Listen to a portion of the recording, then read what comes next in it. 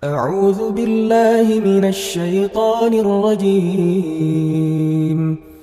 بسم الله الرحمن الرحيم. الحمد لله الذي بنعمته تتم الصالحات وبفضله تتنزل الخيرات والبركات وبتوفيقه تتحقق المقاصد والغايات. أشهد أن لا إله إلا الله وحده لا شريك له، وأشهد أن سيدنا محمدا عبده ورسوله. اللهم صل وسلم وبارك على سيدنا محمد وعلى آله وصحبه ومن سار على نهجه إلى يوم الدين. أما بعد فيا عباد الله اتقوا الله فقد فاز المتقون. يقول الله تبارك وتعالى في محكم كتابه: يا أيها الذين آمنوا اتقوا الله حق تقاته ولا تموتن إلا وأنتم مسلمون. Ma'asyiral mu'minin, sidang Jumat rahimakumullah. Di dalam Al-Quran ada satu surah di mana para sahabat Rasulullah Muhammad sallallahu alaihi wasallam tidaklah berkumpul kemudian mereka bubar, kecuali masing-masing dari para sahabat membaca surah ini untuk mengingat keutamaannya. Itulah surah Al-Asr, surah yang banyak bercerita tentang bagaimana pentingnya waktu dalam kehidupan. Ibarat apa yang dikatakan para ulama salafus saleh, modal manusia terpenting dalam kehidupannya adalah waktunya. Karena sesungguhnya bukan semata waktu lebih berharga dibandingkan uang, namun lebih dari itu, waktu itulah esensi kehidupan. Al-waktu huwal hayat. Waktu itulah kehidupan. Sehingga salah seorang ulama dari kalangan tabi'in, Imam Al-Hasanul Basri, pernah berkata, ayyuhal insan, wahai manusia, innama anta ayyam, hakikat dirimu hanyalah sekumpulan hari demi hari. Idza dhahaba yaumun inqada juz'un minka, kalau satu hari telah berlalu, maka sesungguhnya telah berlalu dan pergi sebahagian dari dirimu. Jamaah rahimakumullah, Allah subhanahu wa ta'ala bagaimana di surah ini mengawali dengan sumpah dengan waktu. Waktu sebagai modal dalam kehidupan kita. Setiap manusia tanpa terkecuali tidak lepas dari dimensi waktu dalam hidupnya. Karenanya waktu inilah yang paling menentukan apakah kita tergolong kelompok yang beruntung atau sebaliknya kita masuk dalam kelompok yang merugi. Tiap manusia diberikan Allah setiap hari 24 jam waktu yang sama.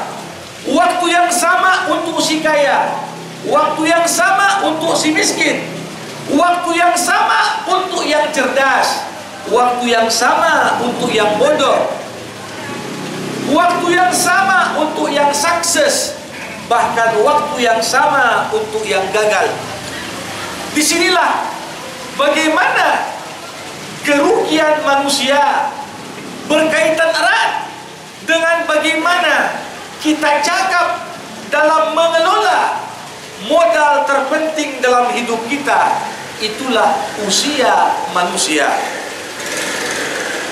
Bagaimana dikatakan bahwasanya kehidupan manusia dengan usia yang Allah titipkan kepadanya, innal insana lafi khusrin, manusia itu laksana orang yang berdagang kemudian dia rugi. Bayangkan seorang di pagi hari membawa berbalok-balok es batu, bagaimana kemudian dia berangkat ke pasar ingin menjajakan dagangannya, terlepas dagangan itu dibeli atau tak dibeli, yang jelas dagangannya yang merupakan modalnya ketika berbisnis dan berusaha, cepat ataupun lambat bongkahan-bongkahan batu es itu akan mencair. Begitulah esensi dari kehidupan kita. Apakah kita gunakan dengan baik dan tepat sasaran, atau kita gunakan penuh kelalaian dan kealpaan yang jelas tidak berganti hari, kecuali modal kita semua akan berkurang.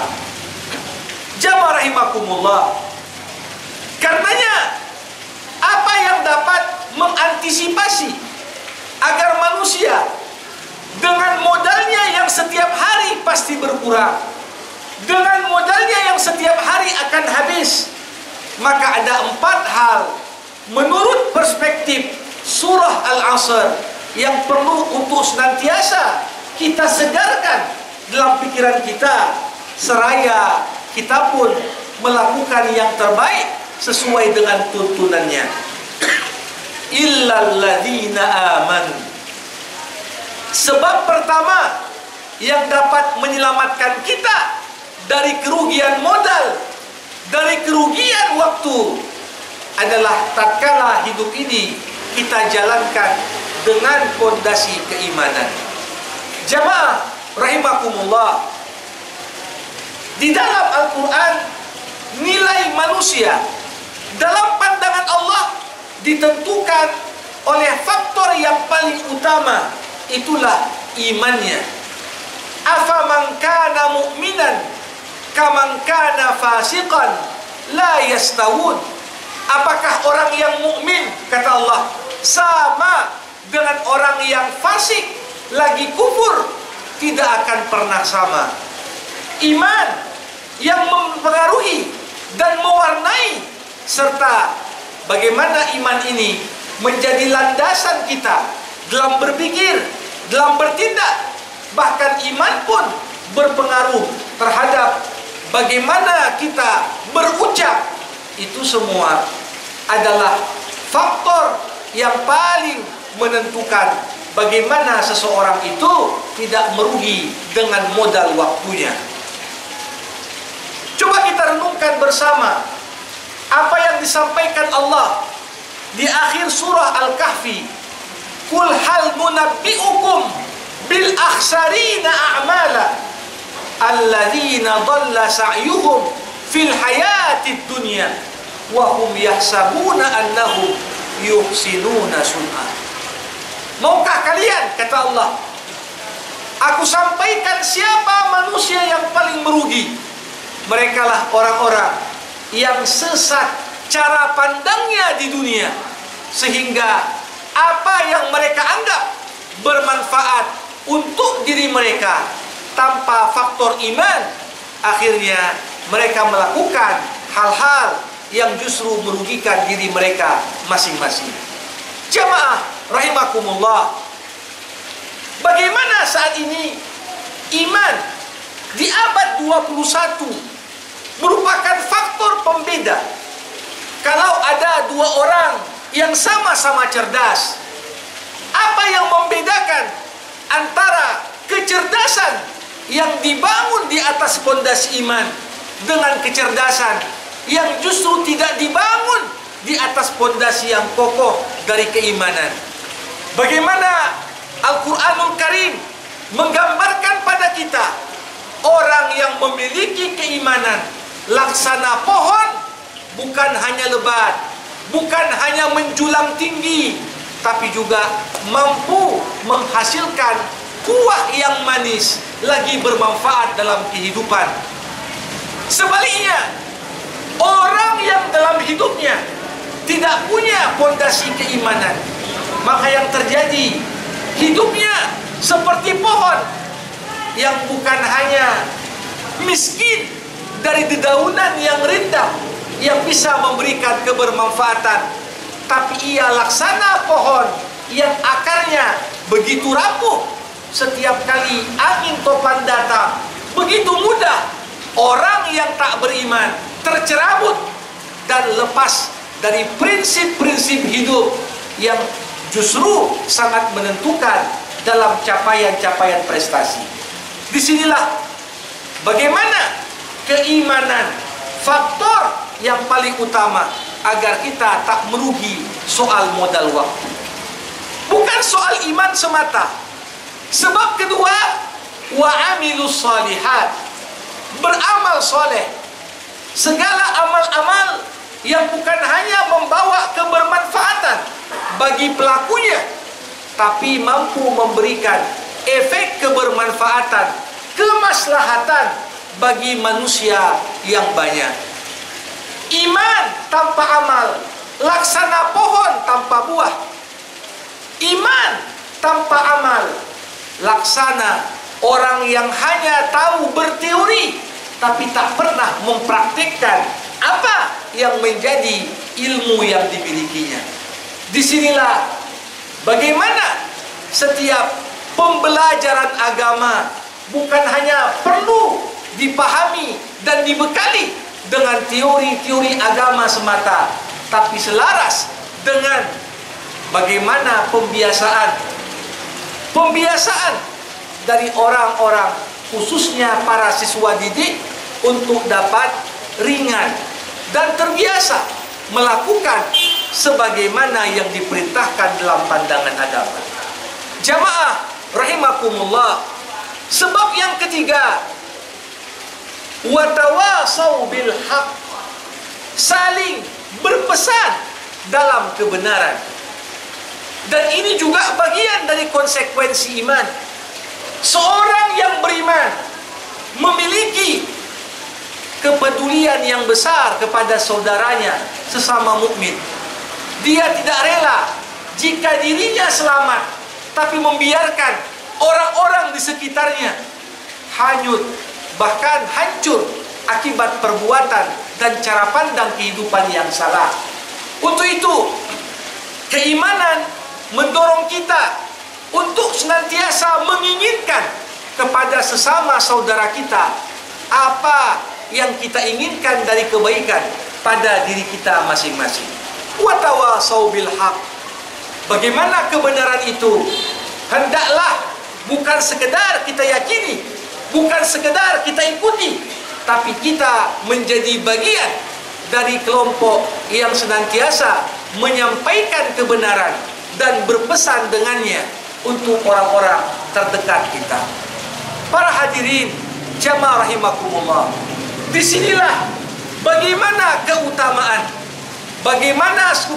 ketika seorang mendidik, mengajar dan mengarahkan orang kepada hal-hal yang baik. Itu semua masuk dalam keumuman kata-kata watawasau bil haq.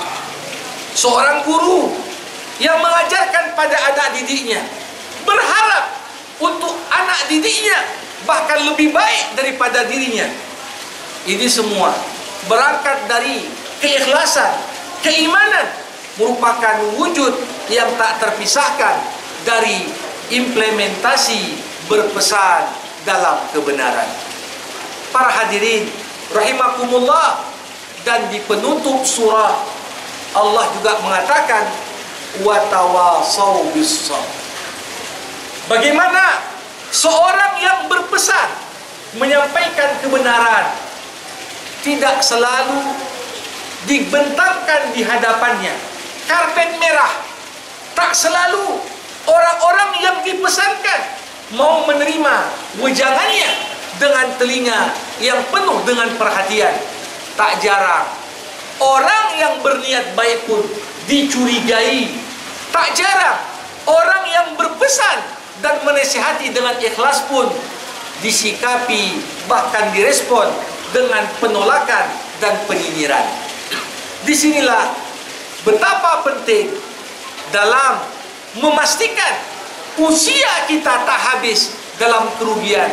Kita pun perlu menyadari pentingnya sabar sebagai modal penting menjalani kehidupan dunia dengan segala lika-likunya.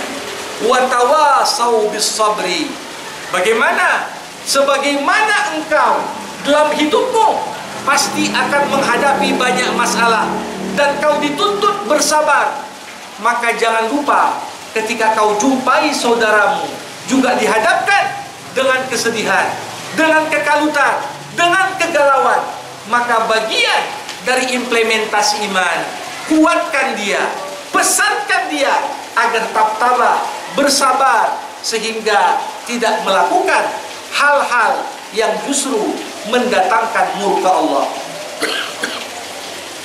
Jamaah rahimakumullah, betapa agungnya surah ini sehingga Imam Asy-Syafi'i rahimahullah dalam sebuah athar pernah mengatakan, sekiranya Allah Subhanahu wa taala tidak menurunkan dari Al-Qur'an kecuali surah Al-Asr, niscaya surah ini cukup untuk menjadi tuntunan dalam kehidupan kita.